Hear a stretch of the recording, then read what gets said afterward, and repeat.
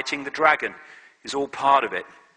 And of course, one of the key stories in the Bible is of the serpent in the Garden of Eden, which, when you read that story in the way it's portrayed, absolutely changed the way that humans acted and saw themselves in the world.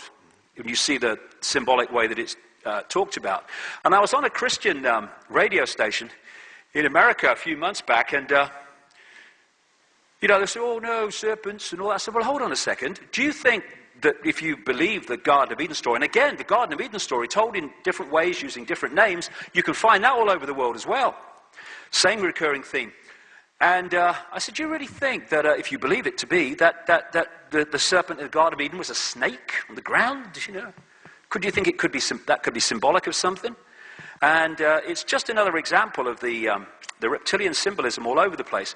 And when you look at the castles and the stately homes of these bloodlines in the aristocracy, and also in the churches as well, and they're behind them, and they were behind the building of them, then again, you find these what we call gargoyles that have a reptilian feel about them.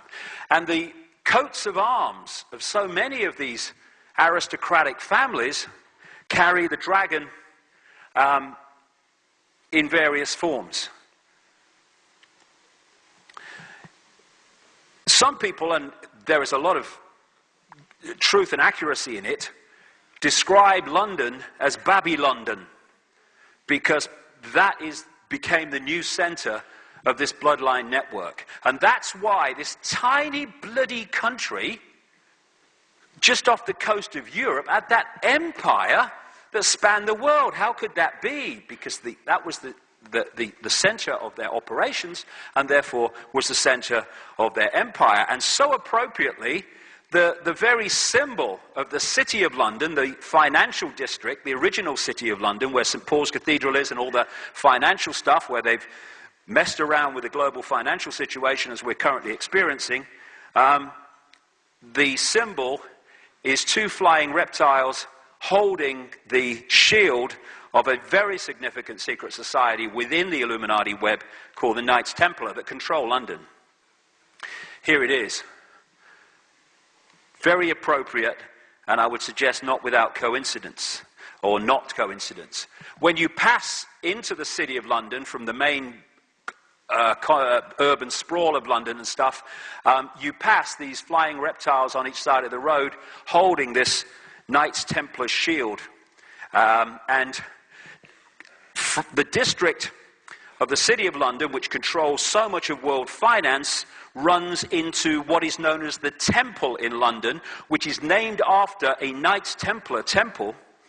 And at the point, and that's where so much of the global, not just British, but the global and certainly the Commonwealth law network is controlled from. At the point where those two meet, the City of London and the Temple, is this flying reptile at in the center of the road at a place called Temple Bar. And then when you look at the recurring themes of dragons and reptilian monster figures in myths and stories, they go on and on and on. And of course, the whole basis of the Chinese culture and many of the Eastern cultures is of the dragon. And yes, things like ley lines were symbolized as dragon lines and all the rest of it, but that's not the only explanation for it. Why would the ancient emperors of China say, we claim to be emperor because of our descendants from the ley lines? I mean, they wouldn't do that. They said descendants from the serpent gods. That was their symbolism of the serpent, the gods. The word Messiah comes from Mesa, which is the fat of the Nile crocodile, which they used to use to anoint pharaohs. Christ itself means anointed one. And even the devil in the Bible is described as in reptilian terms. And the great dragon was cast out, that old serpent called the devil, and Satan, who deceiveth the whole world, he was cast out into the earth, and his angels were cast out with him. And this theme of fallen angels, again, drops into this same theme of this takeover, which has been gathering pace through the centuries and now is where it is today. This is a painting by Credo Mutwa in South Africa, not far from the Kalahari Desert, which is a painting on his hut, which is symbolizing an ancient African story of the Chitahuri and how they ate people. And this is Alfa Romeo, which is straight from that ancient myth. I mean, why would Alfa Romeo have a bloody snake in a human? It's a bloody car. And next to it, of course, is the red cross on the white background of the Knights Templar secret society. This is a home of Silvio Berlusconi, who thinks after an earthquake disaster, just see it as having a weekend of camping. I mean, this man's not real, but he's leader of Italy. I don't know whether you saw that story. That's what he said, that the people in that earthquake zone should see it as a weekend of camping. I mean, you can't make these people up. They have no empathy. And again, here's that same theme. The fairy stories and the fairy tales of the frog turning into the prince and all these constant themes relates to the same stuff in the ancient world coming through to today. And this is a book that's given to some American school children, and it's about shape-shifting from reptilian into human. And they say I'm crazy, and they're giving it to school kids. Oh, it's just a story. No, it's not. I wish it was.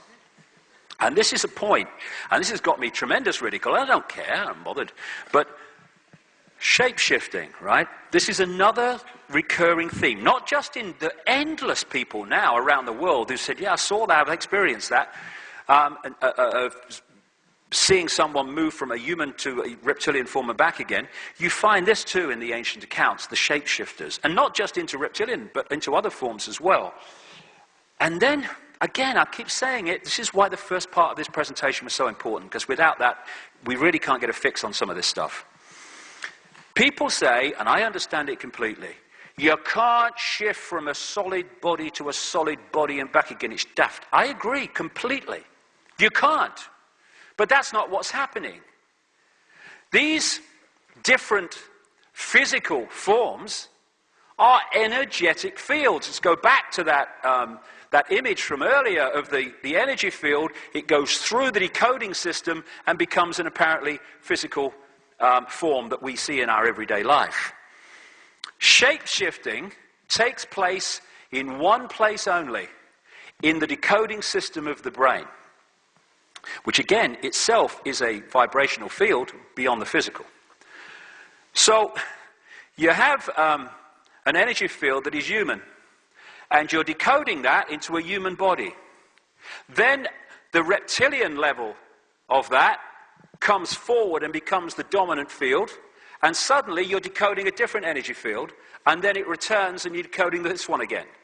In your decoded reality in the experienced holographic physical world, you see someone human, you see him reptilian, you see him human. Did you see that?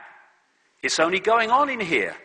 Of course, shape-shifting from solid to solid to solid is impossible, but that's not what it is. How appropriate. Because they're holograms. All physicality is holograms. It is an energetic field, and at the end, the level of the energetic field, because it's not solid, it's movable, changeable, and then becomes changeable in the decoded reality as we observe it in their head. That's where shape-shifting goes on. And again, we are perceiving, through what we call visible light, a tiny frequency range of human sight, human decoding.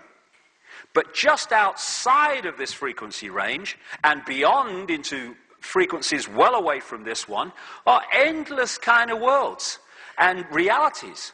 And I say further away in that sense, but actually they're all sharing the same space. You know, in this space that I'm standing in now are all the radio and television stations broadcasting to Melbourne. I can't see them, they can't see each other, because they are operating on different frequencies. And when you tune into one of those frequencies, that's what you get. And what this physical body does is to tune us through that telescope I talked about earlier